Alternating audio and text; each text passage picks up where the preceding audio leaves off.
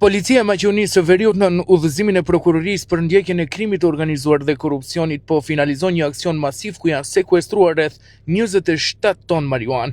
Sipas burimeve të mediave, rreth 10 ton janë gjetur në Shkup në objektet e kompanisë Alfa Farm Do, e cila dyshohet se është përfshirë në kontrabandën e 5 tonëve marijuanë të kapur paraprakisht në Serbi.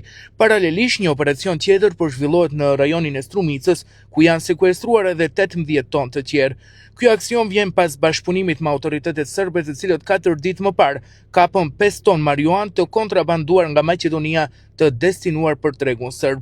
Hetimi është përqendruar te kompania Alfa Farm Do Shkup, e regjistruar për prodhimin e bimëve mjekësore, ku janë vërejtur ndryshime në strukturën pronësore vetëm pak ditë para kapjes së drogës në Serbi.